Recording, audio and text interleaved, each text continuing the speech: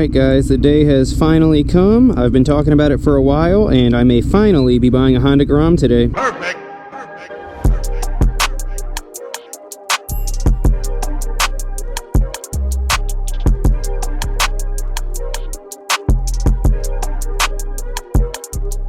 Alright, welcome back to Life of Birch. This is Birch, and I'm running a little bit late to go check out a Grom. I was going to keep it a surprise and do one of those, like, clickbaity things, like, oh, I'm buying a motorcycle today. What am I buying now? But I'm not even going to keep you guys guessing. I'm buying a Grom, or at least I'm hopefully buying a Grom. Everybody always talks about how much fun they are, and I've been talking about getting one for a while. If you remember back when I had my Rebel 500 and I was talking about getting a storage unit to keep it in and use it as, like, a workshop, like, video space, I was talking about how it would be really cool to have a Grom that I keep like inside my condo that I can ride to that work/storage space. And I've been looking for a Grom for a while. I mean, even like as far back as like a year or so ago, I've always like had the idea of getting one. Still never even ridden one in my life, so hopefully I like it. I mean, everybody seems to, so I don't really have any worries there. But yeah, I've been looking for a while, and I found one like 2 hours away from me, and I was gonna go check it out this week. I had like a little bit of cash out for it, ready to go, and the lady who was selling it just like stopped responding to me out of nowhere. At that point I already had some cash out, so I was like set on getting a Grom. And last night I just happened to be like, you know what, I never check Cycle Trader, never bought anything off there in my life. Normally it's all like Facebook Marketplace or like Craigslist, but for some reason late last night I was like, you know what, I'm gonna check Cycle Trader. I check, and there's a Grom literally in my neighborhood for sale. Now I don't know what it is with me like manifesting the bikes that I want right around the corner from me, but you guys might remember that when I got my Rebel 500, it turns out that they literally lived around the corner from me. Well, these people do too. Not only do they live right down the street from me, but I know the guy. I believe I've talked about it in my videos before, but before I bought my Rebel 500, when I had my VFR 750, I saw two people riding Rebel 500s, and I literally followed them to a gas station and was like, hey, could I test ride one of those? And he was like, absolutely no, you cannot, which like makes sense. Who in their right mind would let a stranger test ride their bike? Turns out that the guy was actually super cool. He, his son, and his father all have Honda Rebel 500s. I've seen him a couple times since then, don't know him super well, but well enough, and it turns out that it's his. I sent an email through Cycle Trader like, hey man, I live in the neighborhood, I'm really trying to get that bike, and he texted me, he's like, yo, this is James, man, I know you.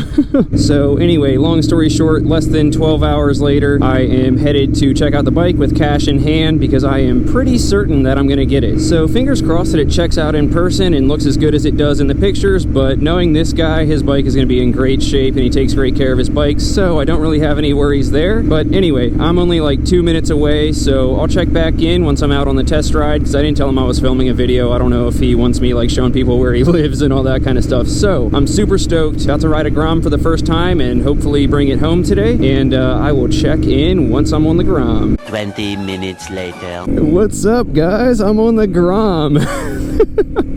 Dude, this thing is crazy. So we're gonna do a quick little test ride, and then I'll pull over, kind of show you guys what all this has done to it. It has actually a decent amount of really good mods done to it. We'll talk about price a little bit, and then we'll decide if I'm getting it. So far, this thing feels like a little toy, dude. It feels really cool. I don't know where to sit on the seat. Like, I feel like if I sit too far up, I'm sliding forward a little bit. Oh man, this thing is gutless. No power, which of course was expected. Man, I can already tell why people say these things are so much fun though. It's so like just flickable. I feel like I could throw this thing around like a toy, because it is a toy. Alright, I'm gonna go... Where am I gonna go? I'm gonna go down here. This thing is definitely slower than I thought it was going to be, but of course I don't know what I was expecting because it's a little 125, but so far it feels solid. Alright, let's turn around and I'll hop off right here and kind of show you guys what all is done to it. It's kind of weird. Once it goes into first, I'm used to like it being solid, if that makes sense, but once it's in first, it still has some play as you try to push it down, so it's hard for me to tell right off the bat if it's in first. Alright, let's pull over here and I'll show you what we're working with. Here she is, 2015 Honda Grom. This thing is so sick. So it's a 2015. I really wanted like the newer body style, but given everything that's done to this bike and the price, I feel like it's kind of hard to pass up, especially knowing the person who owns it and knowing that he takes great care of his bikes. That's definitely a plus plus. As you can tell, there's a decent amount done to it, so we'll start with the exhaust. It's the Yoshimura RS9 high mount exhaust. It's definitely quieter than I thought it was going to be. Not terrible. It does have the baffle in. I'll probably take the baffle out to see how that sounds. It has the Kitako or Kitako, however you pronounce that, clutch cover. So it has like the new, like, I don't know how to actually describe it, but typically they have like the spinner in there that you have to clean out. This one, instead of popping the whole side off, it just has this little thing right here with the filters that you can replace. So that's awesome. Has the little connections right there if you want to add an oil cooler. It has the, let's see if you can see it in there, has the intake there by Man in the Box or whatever it is. So it has the intake, has a carbon fiber shroud in there. Also under the seat it has a fuel programmer. I need to open this visor, it's too hot for this. You can see here it has the LED turn signals in the front, and then in the rear it has the what is it called, super LED or whatever, super bright LED, whatever it is. It's the same light that I helped put on my buddy's custom LED. That's what it is, custom LED, that I helped put on my buddy's CBR 650. So it's super bright. It has a thing where when you hit the brakes it flashes, and it has the built-in turn signals. Has the fender eliminator, so you don't have the fender coming all the way down. Already has a little connection here for the trickle charger. Aftermarket upgraded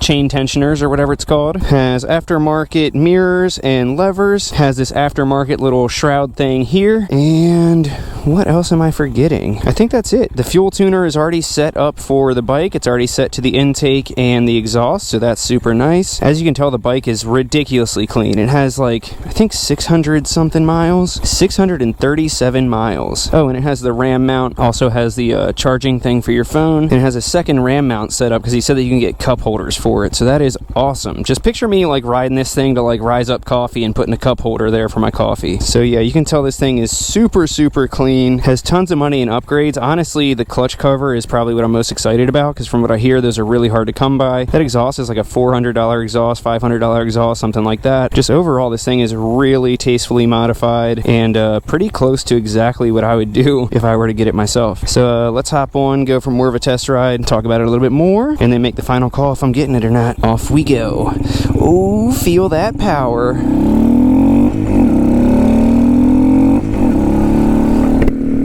This thing is so slow. Alright, so this bike he has listed at $2,850. No wiggle room on the price. Leave a comment and let me know if you think that that's a good price. $2,850 for a 2015 Grom with all those mods I just mentioned. Only 630 something miles. Just having a Grom, I understand why people do hooligan stuff. I want to hit that ramp so bad. This thing feels solid. Oh, and I also forgot to mention, it has upgraded tires. It has some kind of Michelin tires on it instead of the crappy stock ones. So yeah, the amount of upgrades that this thing has done to it, I feel like is almost, like if I were to buy the upgrades outright, it would end up costing me more than what I would pay for the bike anyway. So yeah, this thing rips. I'm gonna cut this one off here so that I can bring it back and talk to him and figure out if I want to go forward with it, but it's looking pretty promising. Thanks for coming along on my little test ride. Leave a comment and let me know if you think that the price is good or what you would pay for it. Let me know what you want to see me do on it, because I'm pretty sure I'm going to end up with it. And then make sure to subscribe to find out if I end up getting it. Thanks for watching, guys. Peace.